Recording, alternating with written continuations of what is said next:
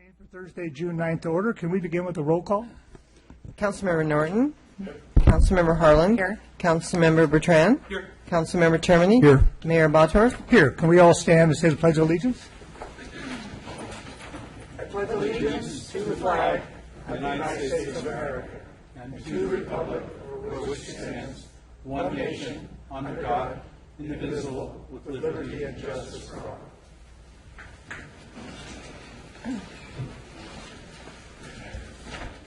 We're going to begin with the good news tonight, and that is a presentation from our police chief. Good evening, Mayor, council members. Rudy Escalante, your chief of police. So it's with my great honor to announce the recipient of our annual Herb Ross Community Achievement Award for 2016. For those who didn't get a chance to know Herb, when you talked about Capitola and the police department, for many years you always thought of Herb Ross. And again, Herb and I was fortunate enough to know him for a period of time, and he was just an amazing person. He stood for integrity, professionalism, and hard work. He was a straight shooter. He would tell it like it is, but what a lot of people really didn't know is how much he really cared for this community and the police department. He was a mentor to many folks in the law enforcement profession, especially Santa Cruz County, myself included. His passion for kids' education and for doing the right thing was just a few of his many contributions to the profession, the department, and the community. Sergeant Ross worked for the Capitola Police Department from 1973 until 2001. And the significance of the Community Achievement Award that the Public Safety Foundation has created is that Sergeant Ross strongly believed in being involved in your community and giving back to your community. We're honored to have some of his family members present with us tonight. Last year's recipient was Senior Officer Leo Moreno. But in collaboration with our Officers Association and the Public Safety Foundation, I'm pleased to announce our records manager, Tracy Hernandez, is our 2016 recipient. Tracy's been with the department since 2000. She was also very fortunate, like myself, to have known and worked with Sergeant Ross. She was promoted in 2011 to her current position. She has a host of responsibilities that includes management oversight of arrest and crime reports for the department, reporting uniform crime reports to the state and to the FBI, our property and evidence, the city's parking permit program, all of our Public Records Act requests. She oversees our social media activities, handles requests from the district attorney's office, manages our drug take-back program, and provides an invaluable service to our community by developing and managing our child seat installation and inspection program. She is married and has 3 daughters, and I just want to congratulate her.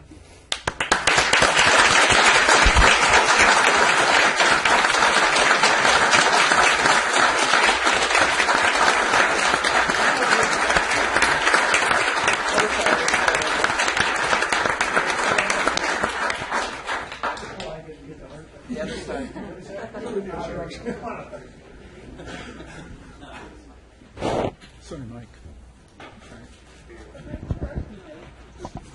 Oh, here, right. There's the camera right there. I want everybody to see this. So in honor of your dedication to protect the residents of Capitola and your commitment to public service beyond the call of duty, we honor you with this achievement. Thank you.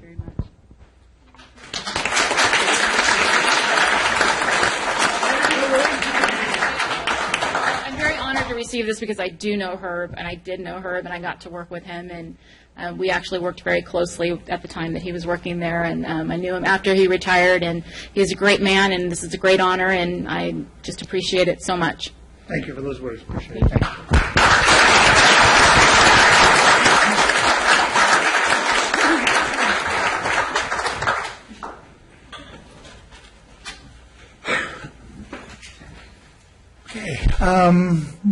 We'll continue with a report on closed session.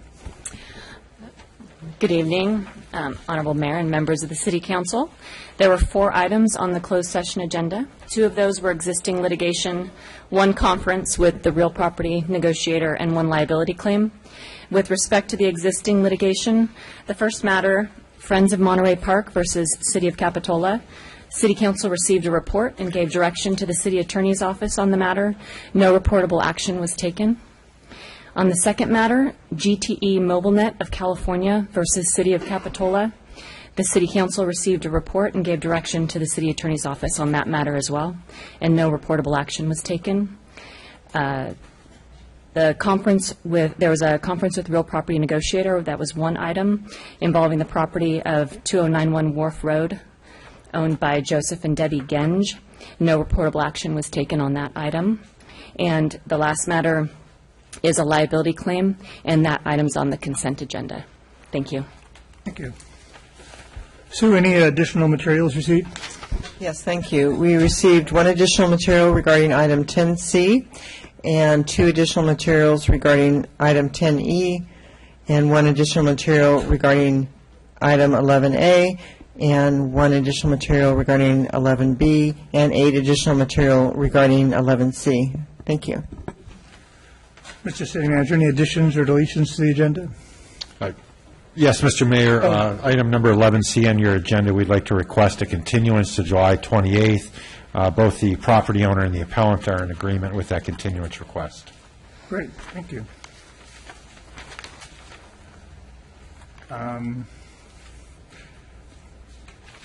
So now we enter into the period of public comments. This is a time when the public's allowed to address the City Council on any item that is not on the agenda. We ask you to come up and give us your name, and you have 3 minutes to speak. Is there anybody that would like to address the City Council?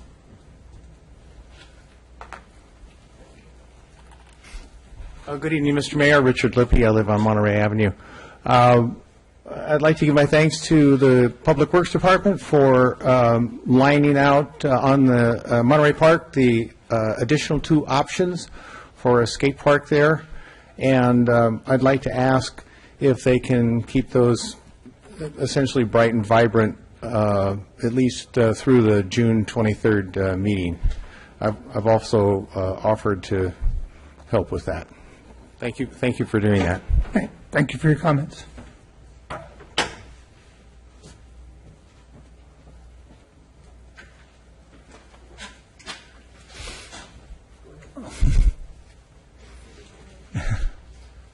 Good evening, City Council members. My name is Devin Lowry. I'm a full-time year-round resident of Capitola Village, and I'd like to first off applaud the city and related commissions for bringing the government, community, and businesses together to present fun events throughout the year, such as the car show we had last weekend, Wednesday's concerts, and Art and Wine, those types of events. However, I do find that it's been a major stressor for myself as well as others who are trying to drive home into the village, find parking, and then just quietly enjoy their time at home.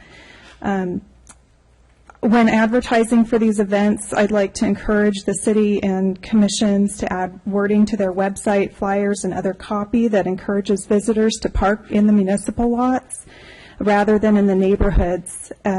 A check of 3 websites where these events are advertised, santacruzca.org, the Capitola SoCal Chamber, and also the city website, list the Wednesday night concerts, for example, but make no mention of parking.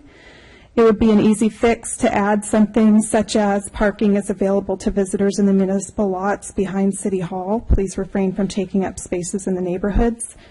In addition, this weekend I was especially disappointed to find many cars on surrounding streets, and I live on Terrace Way, without permits, and none of them had citations.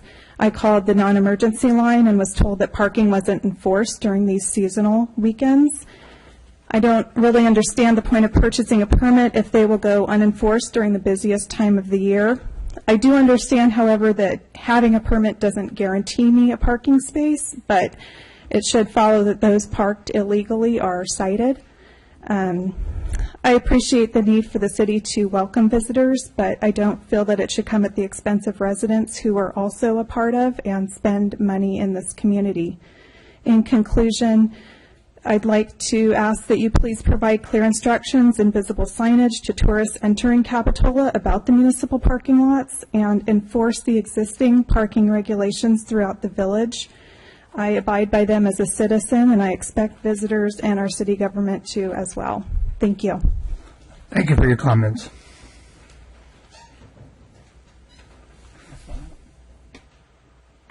Dan Steingroup, 701 Monterey Avenue. I think you all know me. Hi, Dan.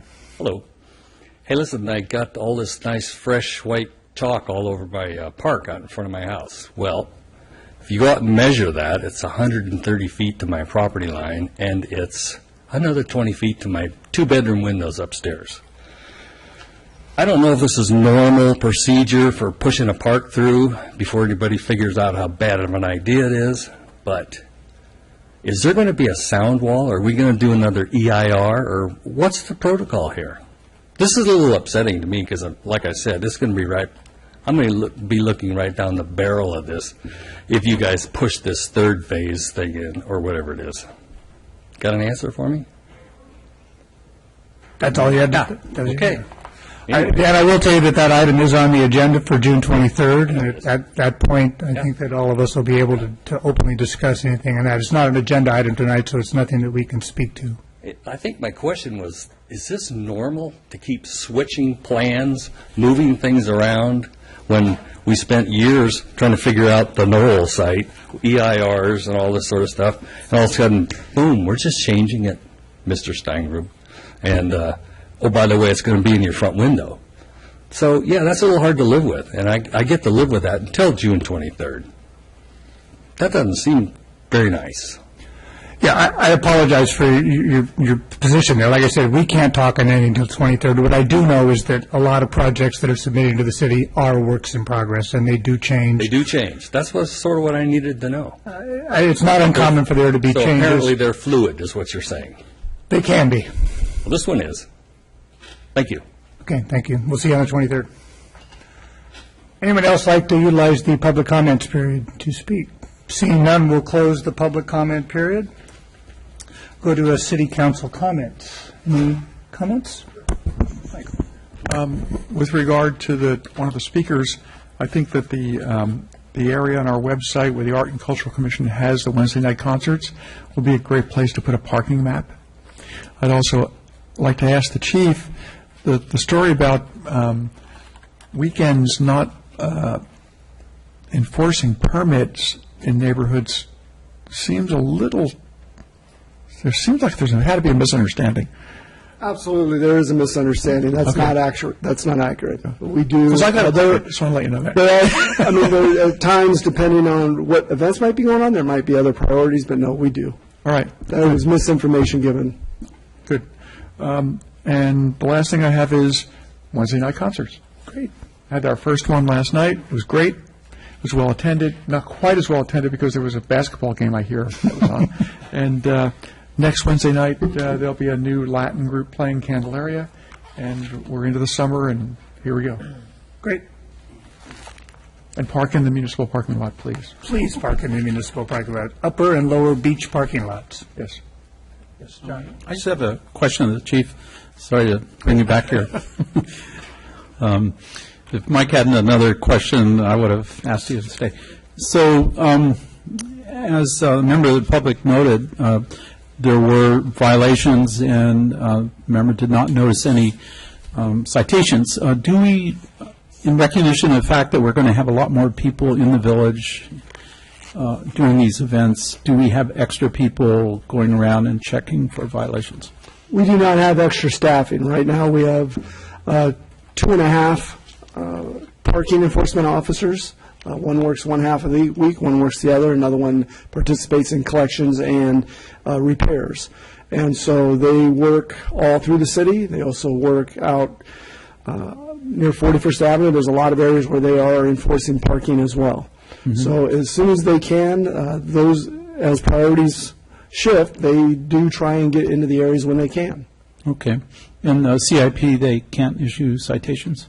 CIP. Or CSO. I'm sorry. Yeah, That's okay. Yeah. They can. Again, a lot of it is call-driven. On the weekends, that's usually when we have the most abundance amount of calls, and depending on what those calls are, I never try and promise or say, yes, we'll get up there during this time, because something else could happen.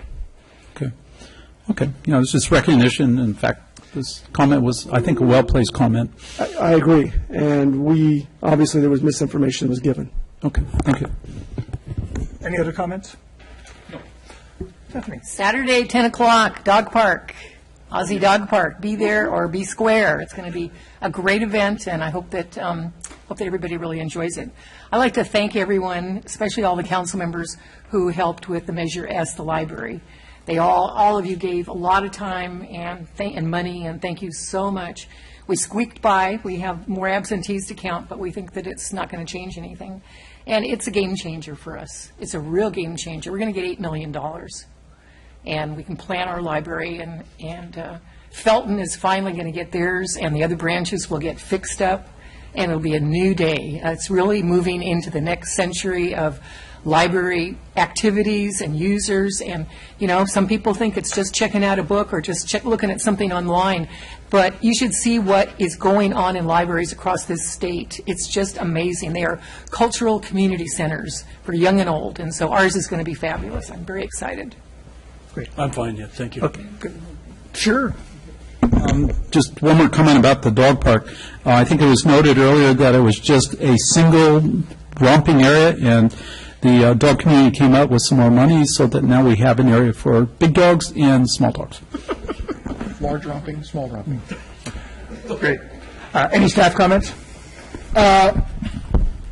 I do want to point out a couple things. Just a quick, our Public Works Director is at his daughter's graduation at UCSB. So I just want a quick update on some Public Works projects that we have. The delivery schedule for the street light for the Stockton Esplanade intersection is for next week, and we should get it installed soon after we receive it. Everything else is done there. We're going to be putting a couple bike racks and some of the pots back kind of in that corner area, so you'll get a feeling for what that looks like pretty soon.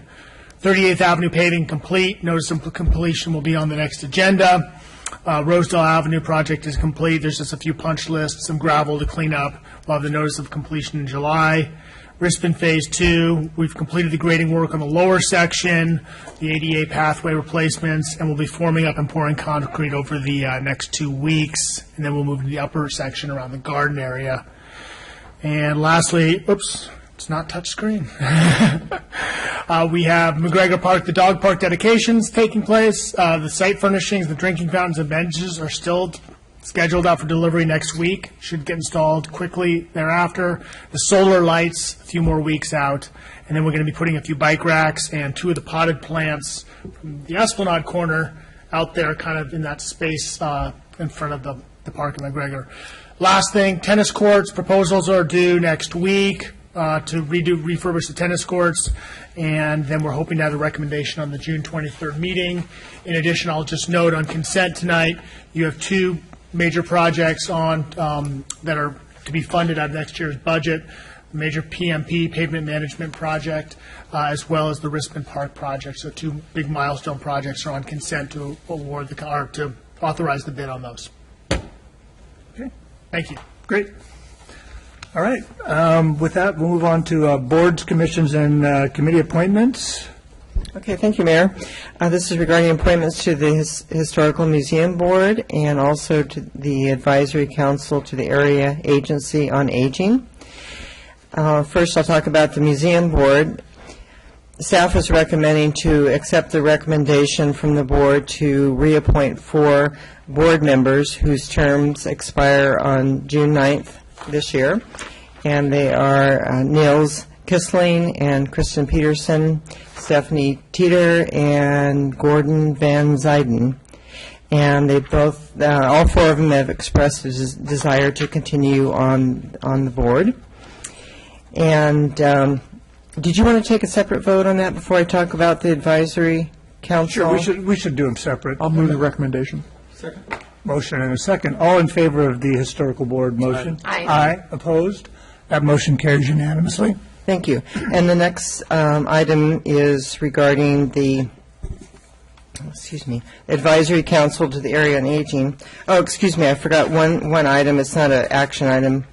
Well, I don't think it is, but it's regarding, I received a communication from Frank Perry, the museum curator, and he mentioned that regarding the appointment to fill a vacancy, which is on your staff report, we had 2 applicants, and one was unable to attend, and one withdrew her application due to a scheduling conflict. And so I've continued to advertise for this this position to fill the vacancy. Okay, so we still have one vacancy remaining? Correct. Okay. And to go on to the Advisory Council of the Area Agency on Aging, earlier this year in February, Al Carlson was the city representative, and he resigned. And Councilmember Stephanie Harlan is the alternate, and she's interested in becoming the representative. And at the May 12th City Council meeting, the council provided direction for additional time for the alternate applicant, Linda Pippin, to attend the next meeting, which was May 18th, but she was unable to attend that meeting. And so staff recommends appointing Councilmember Stephanie Harlan as the representative and provide direction to staff regarding recruiting for the alternate position. The next meeting for the Advisory Council of the Area Agency on Aging is on June 15th, and noticing is ongoing for that alternate position. Thank you. Is there a motion for that? So moved. Second? Motion and second. All in favor? Aye. Opposed? That motion carries unanimously. And we'll continue advertising for that alternate position. Okay, thank you. Okay, and that's all of our appointments? That's it. Okay, good. Reports from council people for regional boards. Any reports on regional boards? Mike? Stephanie? Dennis? Only that the Red Cross will hold its Heroes Breakfast next week at Twin Lakes. It's a great event. On the 15th of this month, the RTC will be meeting at Santa Cruz City Council chambers at 9 o'clock in the morning to discuss the possible tax measure. And it's open to the public, and please give your input. This is the time when we will make a decision on whether to go forward with this tax measure or to look to other plans. Thank you. Okay, great. Go ahead, Doug. I went to the World's Shortest meeting. Yes, you did. I did, and as an alternate for Mike, and that's library finance. So that was very enjoyable. I think All 45 seconds of it? in 60 seconds. Okay. Okay, great. With that, we'll move to the consent calendar. These are items that are normally dealt with in one motion. Is there anybody on the council that would like to pull anything from the consent calendar? Sean? 10E. Do you have a quick question, or do you want to pull it for discussion? I do want to pull for consent discussion. Okay, then My issue is the speed limit on Park. we'll just bring it back and we'll talk about it, okay? Anybody from the public like to pull anything from the consent calendar? Absolutely.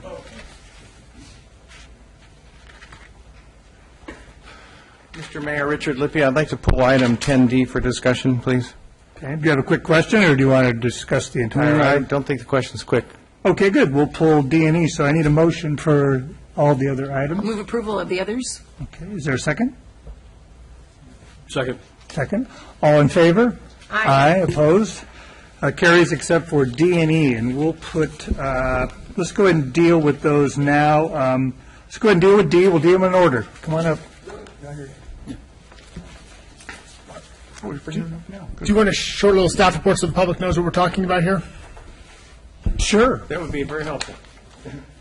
Mr. Mayor, City Council members, item D is a proposed contract amendment with Stephanie Strelo Consulting to prepare some revisions to the final EIR for the Monterey Avenue Skate Park. As you're aware, we have developed some alternative locations, some designs that have been released to the public. She's going to prepare a revision that will evaluate the consistency of those locations with the alternative that was in the final EIR. And that work was not included in the original scope of work, so that's why the contract amendment is before you this evening. Great. Any questions from council? Anybody from the public like to address us? Okay, so my question, one of my questions is, would I presume from this need for an authorization that the work hasn't started? Because my concern is that the public is not given enough time to analyze these reports. We did have 45 days on the draft EIR. We only had 10 days on the final EIR. And what I'm concerned about is that the final EIR didn't address the concerns that we had in the draft EIR. And specifically, if we're going back to look at options 2 and 3. Strulo Consulting did not address the question I had about how we're going to deal with the incidence of having noise transmitted 700 feet from Performing Arts Center when there's unauthorized skateboarding over to Monterey Park, and how we're going to address the echo factor coming off of the houses. And how is she going to address the fact that there were 3 sound recording devices and 2 of them were placed next to homes with barking dogs, and in their report they said that they would not place sound devices next to barking dogs? And how are we going to address the fact that the sound recordings were made at times when the park was most busy, and why aren't we looking at when there's lulls in the park because neighbors need breaks? There's all these questions in the final EIR that didn't answer the questions from the draft EIR, and I think we're only going to get 10 days or less to look at this alternate information. It's not enough time.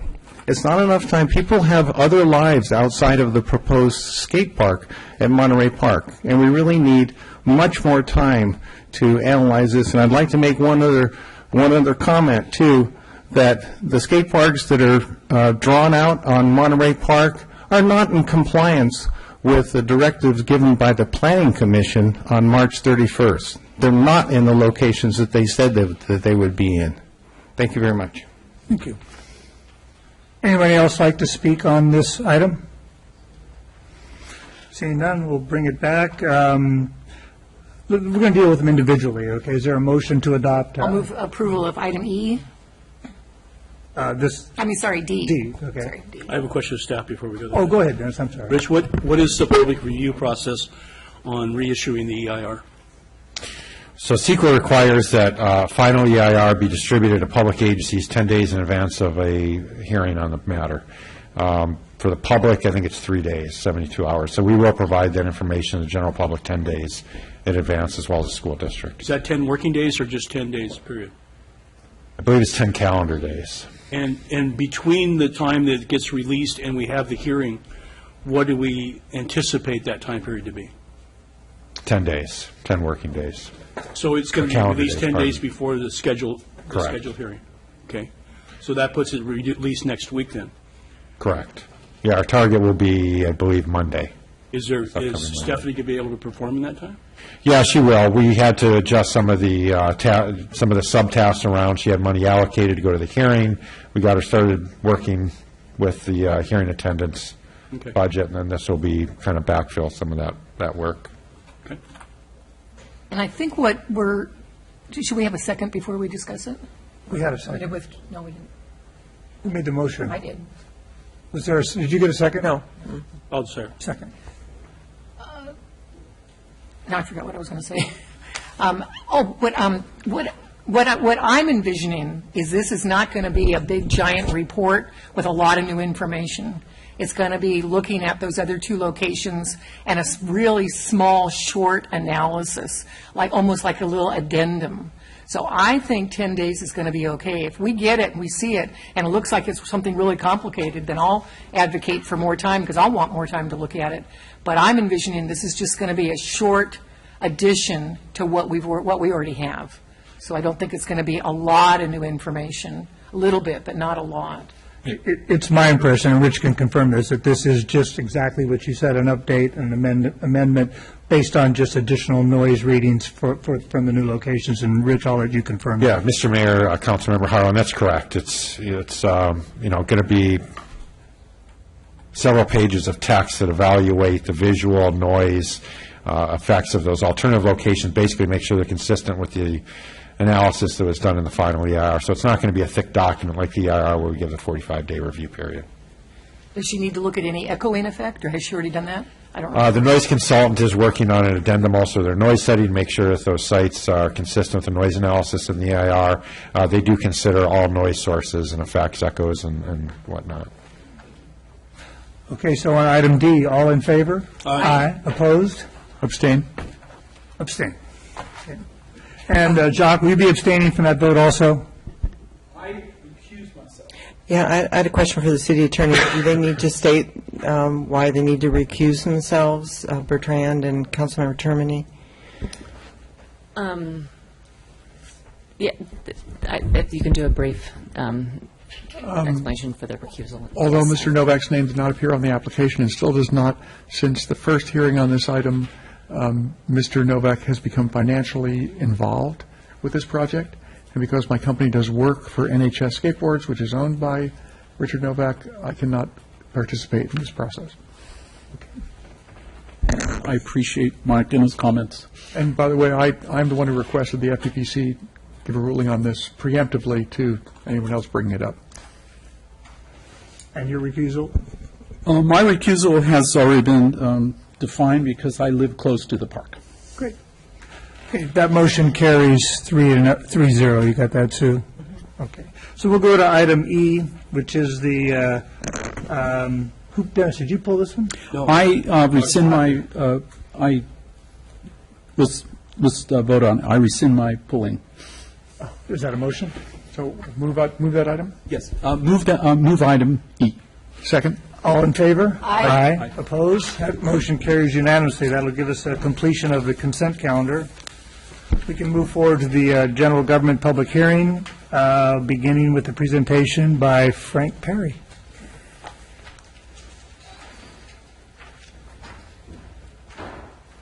Hi, Frank. Hello. Well, thank you for inviting me here this evening to give a presentation about the history of the wharf. I hope you will find it helpful. You should have already received a timeline of the wharf history that I put together, as well as a collection of a few interesting articles from the past. The wharf, of course, is one of the icons of Capitola Village, right up there, along with the trestle and the Venetian court and the beach. I may have to figure out how to use this. Spacebar. Spacebar. Yeah. Okay, I got it.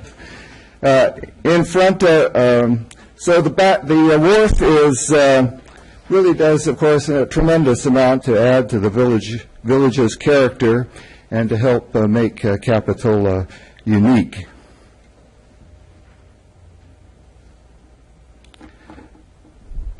So whether on a sunny day at the beach or in the fog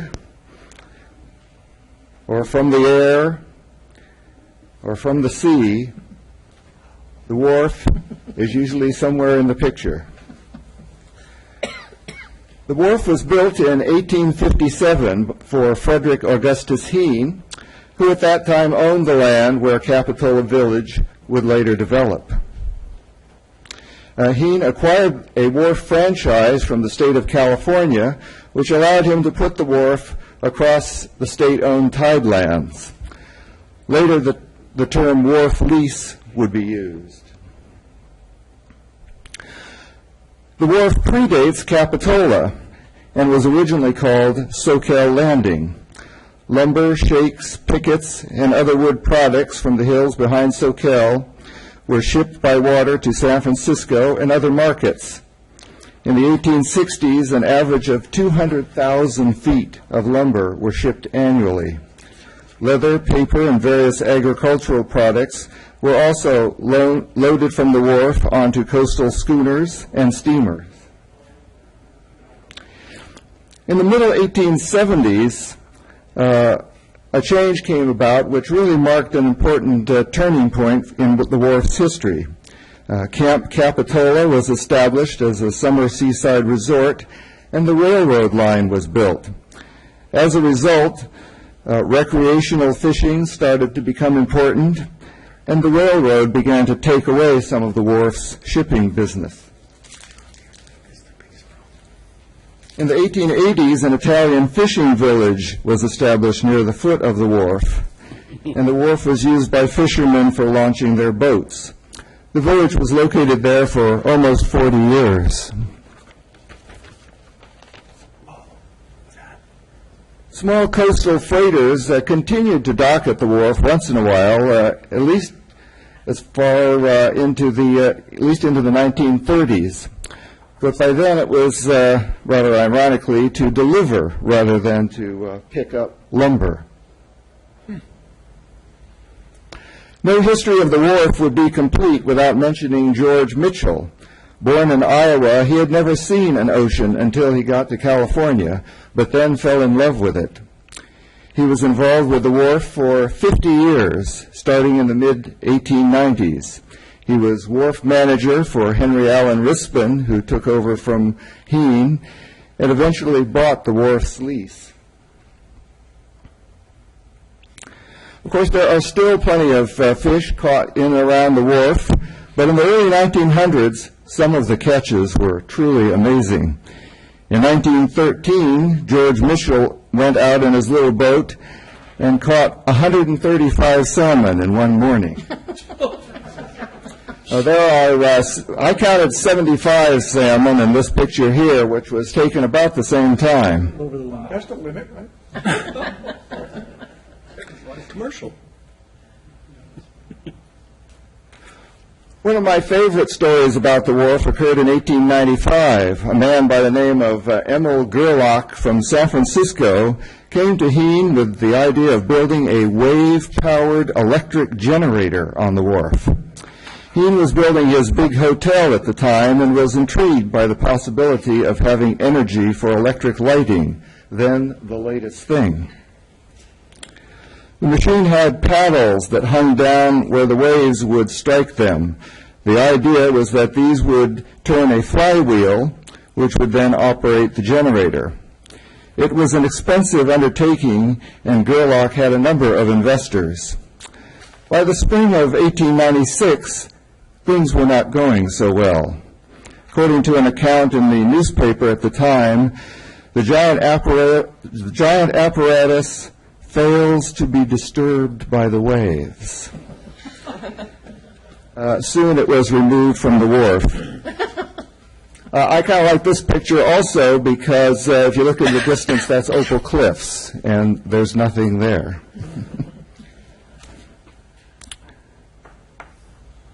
One of the continuing themes in the history of the wharf is the battle against the elements. Although the wharf is almost 170 years old, most likely all of the original wood has been replaced, in some cases several times. Although a while back I talked to the manager of the Santa Cruz Wharf, which was built in 1914, and I was surprised. He told me that some of the original piles are actually still under the wharf. One of the most interesting wharf stories took place in November of 1913. There were huge waves coming in, washing sand and seaweed all the way to Capitola Avenue. One of the fishermen, Alberto Gibelli, went out on the end of the wharf to retrieve a skiff. And while there, the middle of the wharf washed away, leaving him stranded. There you can see a picture of the middle of the wharf gone. The waves were so big he didn't dare just jump in and swim ashore. But according to one newspaper account, baseball star Harry Hooper, who lived in Capitola at the time, tried to get a line to Gibelli by tying it to a baseball and throwing it to him. This failed, but finally a fisherman was able to get a long fishing pole and cast a line out to Gibelli, who used it to pull a rope across. He put on a lifesaver and tied the rope around himself and dove in. And he swam while his friends on shore yanked on the rope. He made it alive. Only in Capitola. Interestingly, Gibelli himself, who lived in Capitola for quite a while, was also a hero. Earlier in 1901, while fishing in San Francisco, he rescued some of the passengers of a ship called the Rio de Janeiro, which struck a rock entering the Golden Gate. The ship sunk in just 10 minutes, had 220 people on board, 135 drowned. And the famous Mile Rocks lighthouse seen here was built to guard against another disaster like that. So under private operation, the wharf several times fell into disrepair. The wharf had many different leaseholders through the years. Finally, in 1979, the city of Capitola acquired both the lease and ownership of the tidelands beneath the wharf, giving the city full control over the wharf. The wharf was then renovated by the city in 1981 and was dedicated in October of 1981. There's a picture of the dedication, some familiar faces in there. Barry and Henry Mello and Leon Panetta, Jerry Clark, Mayor Jerry Clark, Supervisor Rob Lee Levy. In early 1980, 1982, On the left. Everybody looks about 35 years younger then. Funny thing about that. Next to him. In 1982, the buildings that are there now were added to the wharf by the city.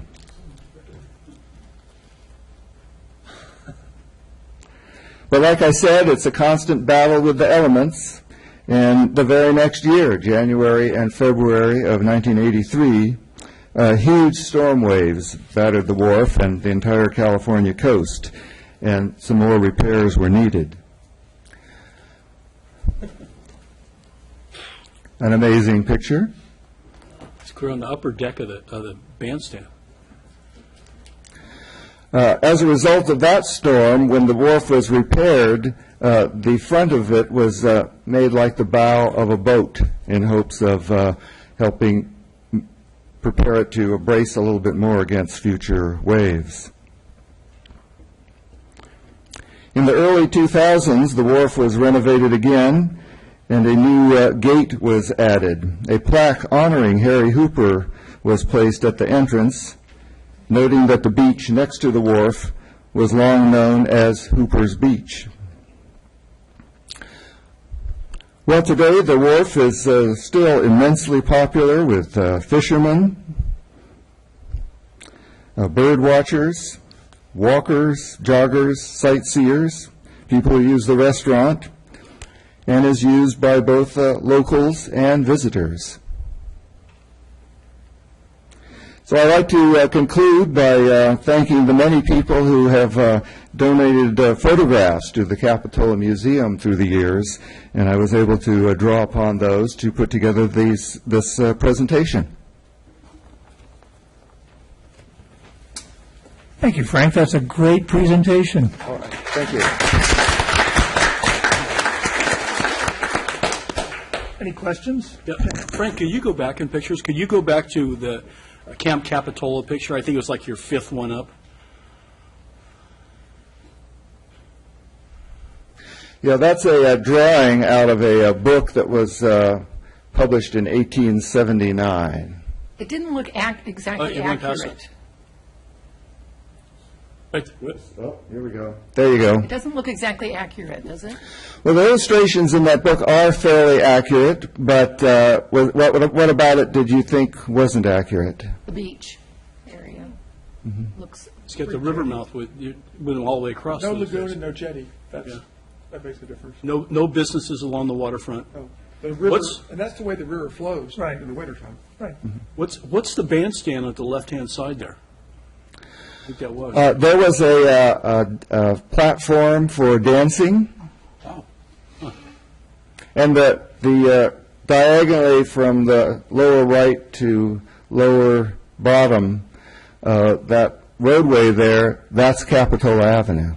Oh, okay. Sure it is. Recognize any traffic. Great pictures, Frank. Boy. Still no parking. So Frank, how important is the wharf to Capitola's or its feeling of community? How valuable is that wharf to us? My personal opinion is that it's very, very valuable. There's so many different special events and activities, and it's there aren't very many towns that have a wharf, and I think that's really special. It's a good investment then by the community. I think so. Good. Thank you. Any other questions? Go ahead, John. Yeah, it's always unfortunate for many of us in our lives we often realize the value of something when it's taken away. And I think people who have been attending our meetings recently have noted that the City of Capitola and the City Council here and those working within the City of Capitola are starting to think about what we need to do to renovate the wharf. The most obvious problem is the piers. And these are constantly being replaced. Every year, there may be one or two people who walk out to the wharf can note that there's some issues there right now with our current piers. And each time it comes out, I think, Dennis, you'll probably tell me, that it costs about $10,000. And part of the problem is there's a barge that has to come out. So we're faced with, continual upkeep and expenses to make sure that happens. And so we're thinking about doing something on a larger scale so that we could do a good job and take care of it once and for all. Obviously, as you said, nature will have its way, so we would like to do quite a good job. I was just thinking there's probably so much to this story. It's been there for a long time. Do you think the members of the museum and the historical group here in Capitola would like to investigate some more of those aspects and maybe present them so that it could fill out a little bit more so that the community could get a better idea, expand on what you started, I think? That's certainly a possibility. There are a lot of avenues for additional research on the history of the wharf. And what I shared you is just a small part of what the museum has in its files. We have quite a thick file on the wharf, and certainly anybody who wants to is welcome to come in and look through that. Okay. Yeah, I'd be really interested in finding out more about the wharf, and I think the more the community does find out about the wharf, would be really great. I think build the enthusiasm for the project that we're about to embark on. As noted in last meeting in August, Steve Jesberg said that a lot of the plans and the issues that are being thought about right now are going to come to the board in August. So, could be a good time to think about how we could help support that effort. Thank you very much, Frank. You're welcome. A great subject for a book, Frank. Oh. Yeah. Oh, yes. Yes. Yeah, thank you for that presentation, Frank. That was great. I think, looking at those pictures, it just reminds me, sometimes you look at something for a long time, you tend to take it for granted, and it just shows that over the years, a lot of people made a lot of efforts to keep that wharf there. Even though they tried to improve it, it looks like over time, the ocean is constantly battling that. So it's something we really need to preserve. So thank you for that presentation. You're welcome. So we have, that's just... You may wish to take public comment on that item. Yeah, is there anybody from the public who would like to weigh in on the wharf? No. Frank, that was great history. I think you gave enough for everybody. So is there just receive the presentation. Okay, good. All right, so that takes us to the zoning code update process. Thank you, Mr. Mayor. This is going to be a quick update on the zoning code status. So as you recall, in February, we released the draft zoning code to the public for review and comment. The Planning Commission has been reviewing the document in a very methodical and thorough manner since February. We've had 7 special meetings to date. We anticipate we have probably 3 remaining before they're prepared to offer the City Council with a recommendation. What we are doing on the side as we get through the code is we are incorporating their suggested revisions into a red line, strikeout, underline format, and that'll be the copy that you receive when you review the code, so you can clearly see the changes that the Planning Commission made. We expect to be done with the Planning Commission process hopefully by July, and then we will turn it over to you. And tonight we're going to be asking for your preference on how we conduct that review at the City Council. One thing to note, and I'm going to be discussing it here in the forthcoming slides, is we still have several chapters that are related to the coastal zone that are pending Coastal Commission review. We have been getting some comments back and have some policy concerns that we'll discuss this evening. So as you recall, the local coastal program is comprised of two parts. It's a local coastal plan and implementation plan. Our zoning code comprises most of our implementation plan. To update our zoning code, therefore, requires the Coastal Commission to certify before it goes into effect in the coastal zone. Once the City Council were to adopt a zoning code, we'd submit it to the Coastal Commission for certification.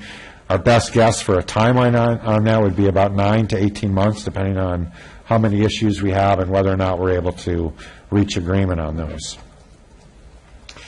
So we provided Coastal Commission staff with advanced copies of the draft before we put it out to the public so they could start reviewing it.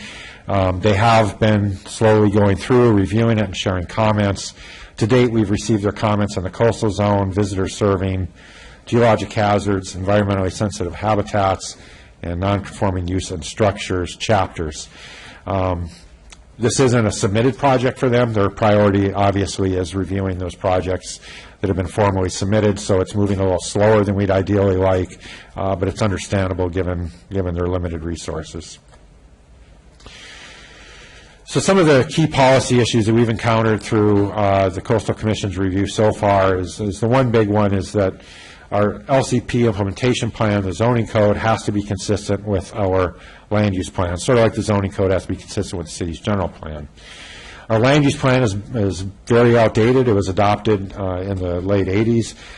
Staff's review, we do not believe that there would be any notable inconsistencies between the new zoning code and the land use plan, but it is very outdated. The information is no longer current in that LCP.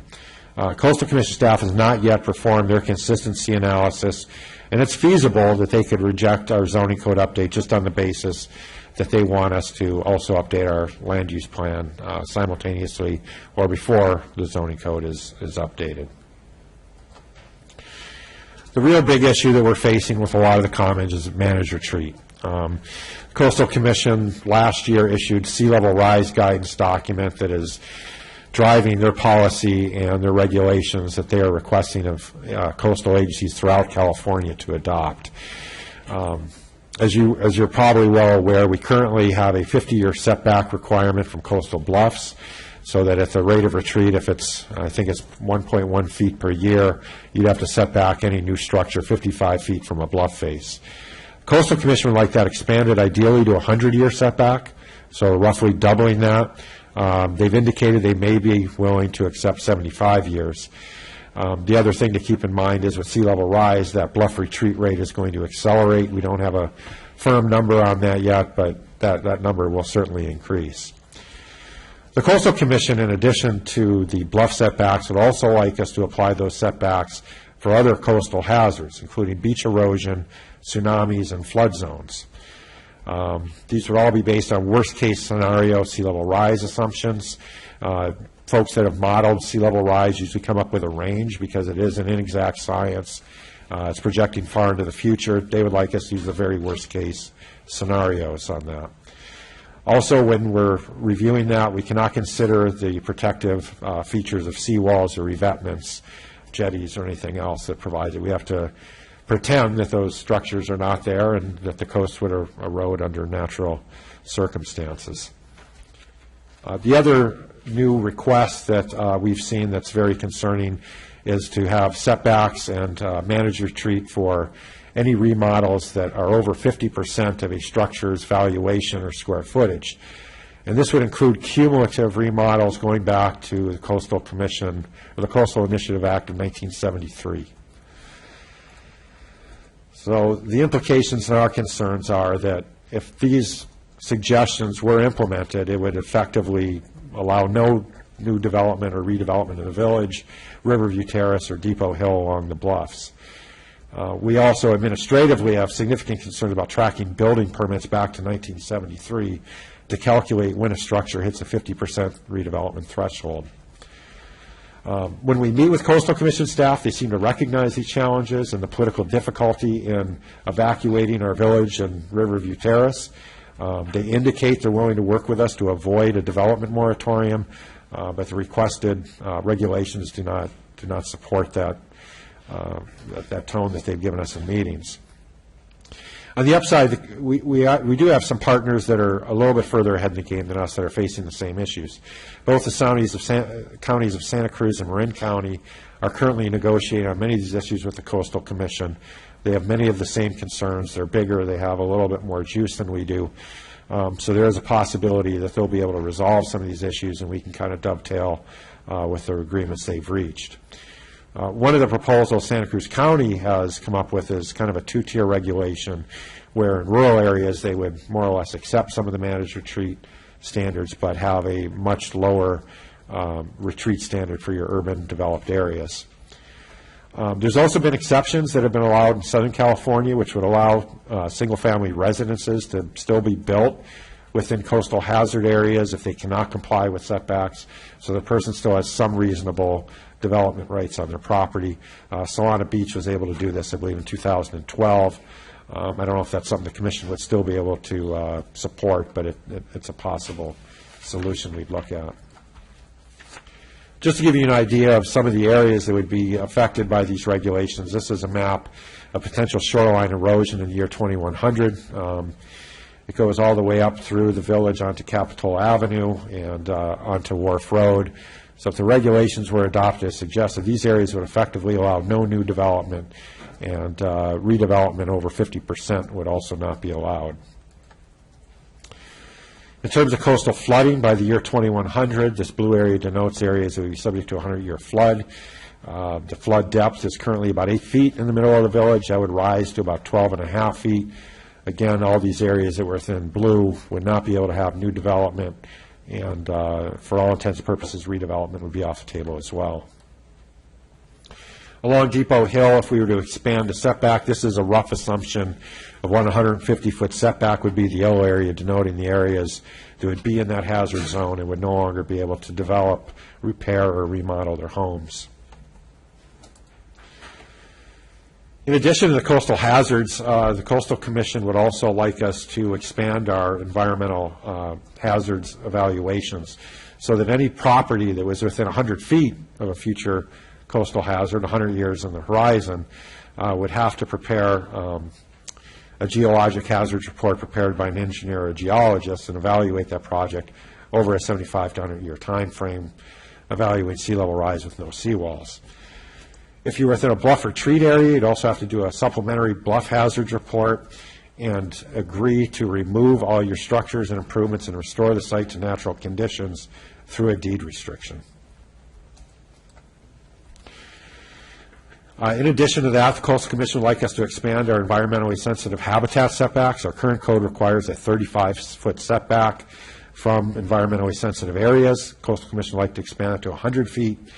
The environmentally sensitive habitat areas in Capitola include Soquel Creek, Nobel Gulch, Tannery Gulch, any riparian habitat, and habitat for monarch butterflies.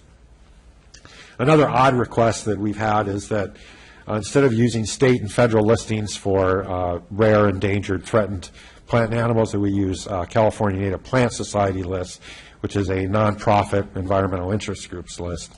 We're not crazy about that idea either. The 100-foot setbacks could have significant effects in areas that are adjacent environmentally sensitive areas, particularly Riverview Terrace.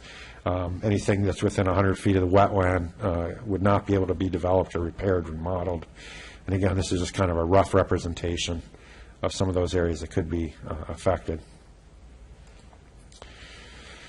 So staff would like direction from the City Council on a couple issues tonight. First is how the Council would like to review the zoning code update. A few options that we've laid out for you to consider is the first one being the Planning Commission model, which took a very detailed sequential review on a chapter-by-chapter, paragraph-by-paragraph basis of the code. By the time it's done, we estimate that that'll be 10 meetings or about 25 hours of meeting time. Another option might be, option 3 would be kind of a higher level, more of a thematic, high-level review of the topics that have changed significantly in the code.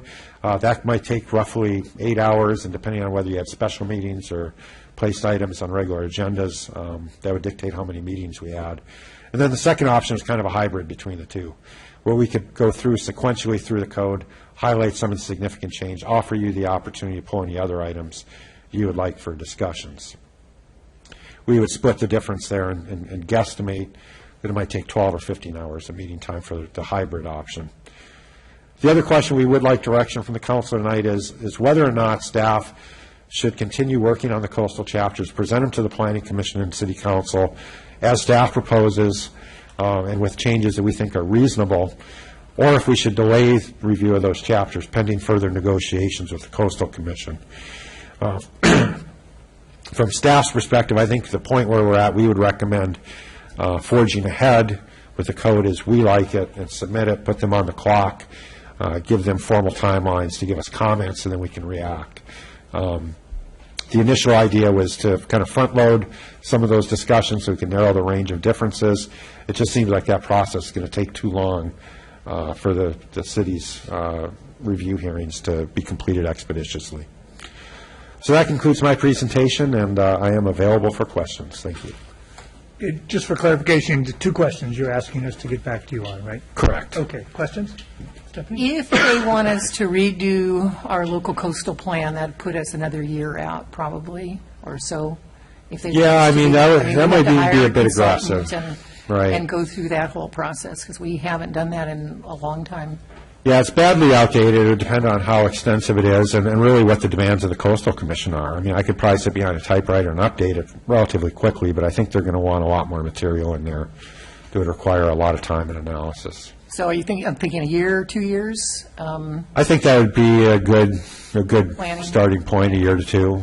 And we would just, if we had to do that, then we would just put our zoning code just on hold, I guess. I mean, the changes on hold until we. So what would happen is if the City Council adopted the zoning code, it would go into effect outside the coastal zone, but it would remain, our old code would remain in effect in the coastal zone until such time the Commission certified it. Okay. Dennis? You know, as much as we all realize that we update our zoning ordinance, this scared me to death, right? You just showed me. Right? I'd say, don't upgrade the zoning ordinance. They have no threat on us if we don't.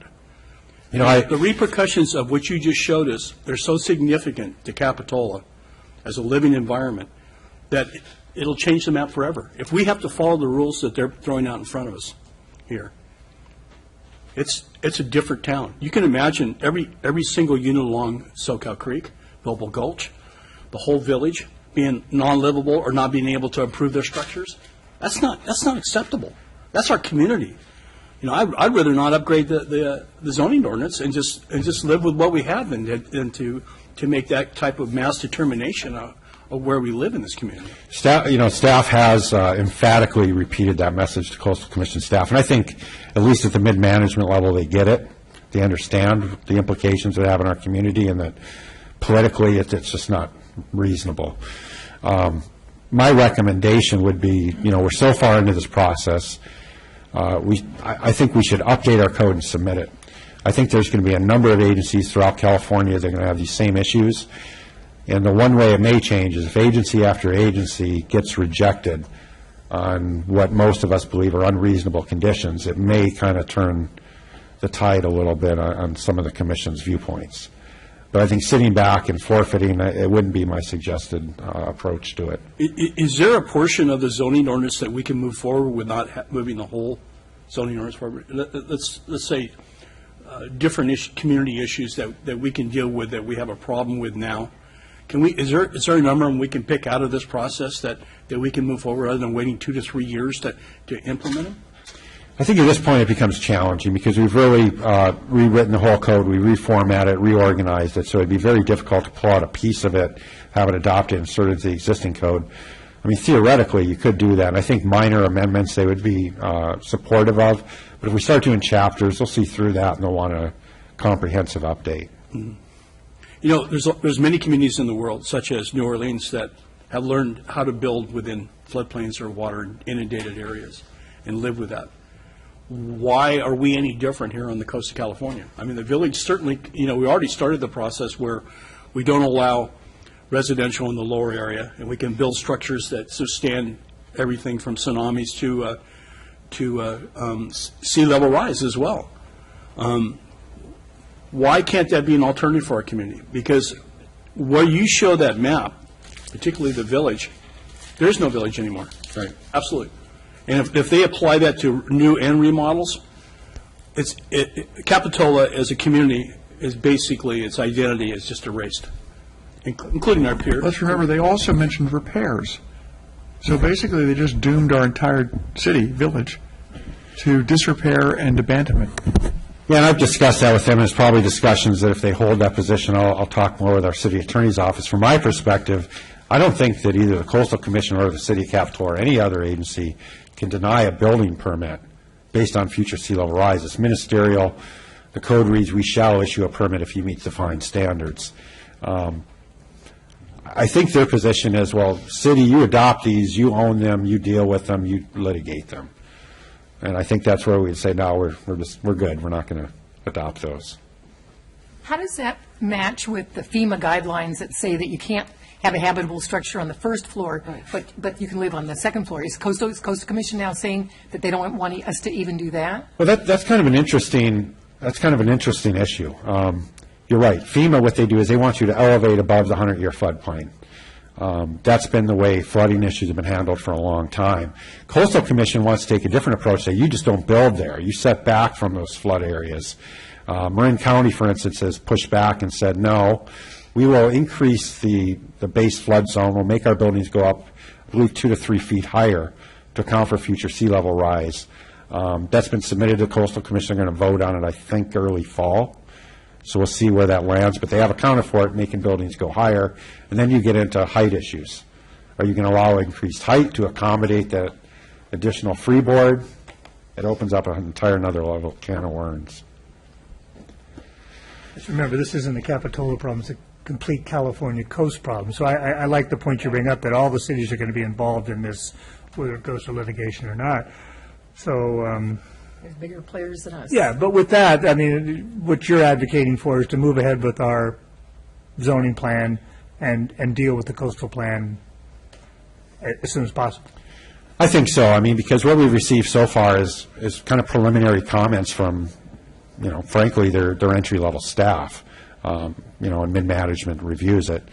I think once you make a formal submittal, now they have to give you their real responses and comments. They're on a timeline to do it. Then it goes before their commission, and they vote on it. And I think that's the approach. That's the approach I would encourage all California cities and counties that have those concerns. Push forward what you want to do, express your concerns, and maybe collectively, as a group, we can affect positive change. Any other questions? Jacques, you have a question? Is there truly any end to this, Rich? I mean, it's a moving target, both with sea level rise and global warming and all the issues are coming along with that, along with change in land use regulations at the state level, which is the Coastal Commission. Do you see any end to this window, or is it? In terms of processing, we hope so. There's clearly a lot of regulatory creep that's occurred through the Coastal Commission and some other state agencies, where their original mission is really grown. And it's not just about protecting coastal access, but it's regulating development and being a land use authority. Mm-hmm. So it's challenging. I really don't know. So to the items, any feeling on option 1, 2, 3? Do you want to address those, Jacques? Option 1, 2, 3. Yeah, I certainly like the hybrid approach. There's going to be issues that we will want to discuss more in depth than others, and I certainly respect the work of the City Planning Commission, and I believe they probably made it easier for us. So the hybrid would, I think. I do have a question, though, if I may.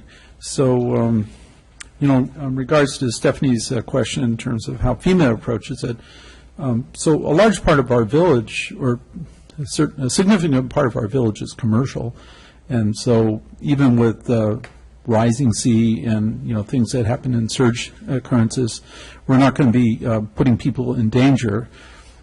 There will be commercial danger and damage and stuff like that. So are they considering the fact that maybe the regulations should reflect the use of the area? So I could see protecting where people live, and there could be an occurrence and people can't get out of the way fast enough. But if it's commercial property with product and stuff like that, and no one would probably be even there when an occurrence happens. Yes, to a degree, and to the extent that it's open space, parks, things like that, I think they're fine with those types of developments and hazard zones, but not commercial, residential, industrial type uses. I am a little concerned about, as Dennis said, the effect on the city in terms of how people plan for the future here, the value of our property, projects that are perhaps in people's minds they would like to move forward on. I'm very concerned about that. How much responsibility do we have as a city right now to make this information more public so that these considerations can be part of their planning?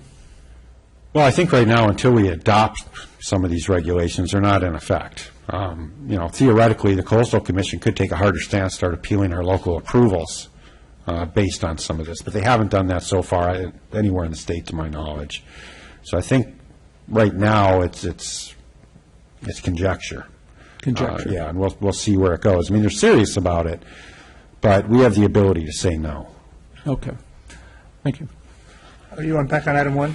Do you have a Yeah, input? just another comment. You're almost looking at this community going back to wetlands. In other words, if you can't build within 100 feet of the riparian, you can't build in 3/4 of or almost all the low-lying village, that over time, we are going to go back to a wetlands environment.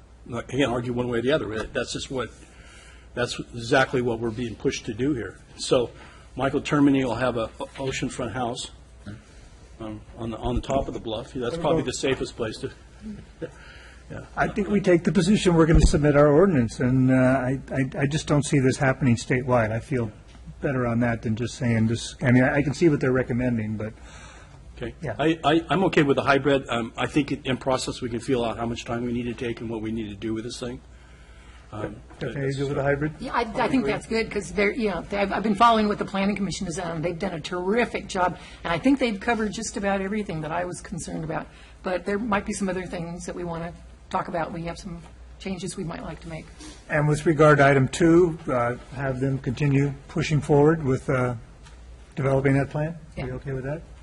Do we need a formal motion or just a? Yeah, forgive me, I didn't also specify that. I'd like some directions on if you'd like special meetings, or if you just like us to try to agendize items on regular meetings as the agenda allows. Thinking, personally, it's probably good to get a good start going with special meetings to see how we progress, and then if we can, right now it seems like our schedule, Mr. City Manager, are we pretty full on our agendas? We're getting ready to do a break. I mean, We're pretty full out looking through August.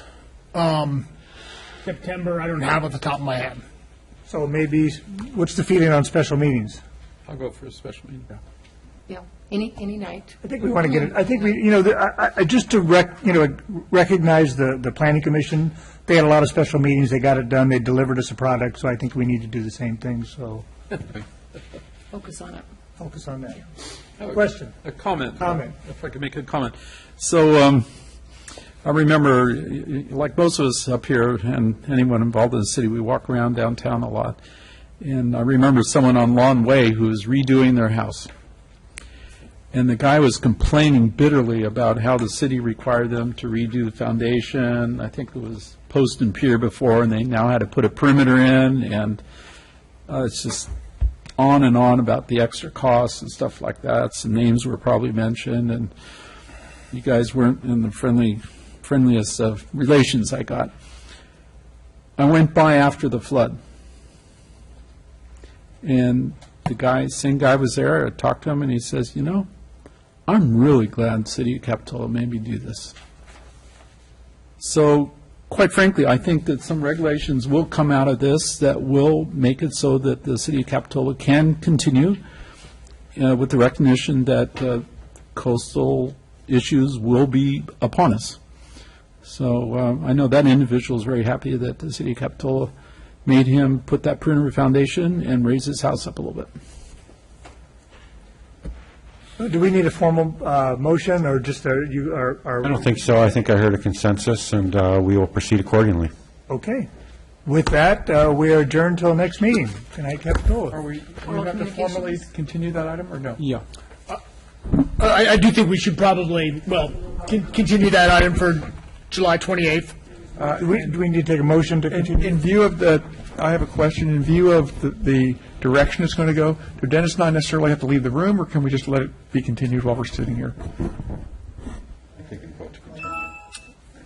That's an attorney question. I mean, because you're conflicted out, that the vote would be the three that are conflicted. Well, then we'll let them leave, and then we'll deal with item C. Yeah, that's it. Here, so These are only good when the meeting's in. That's right. I can't eat those now because I'm no longer in the meeting. Yes, exactly. People who recuse themselves can't have candy. Right. It's a very, Okay.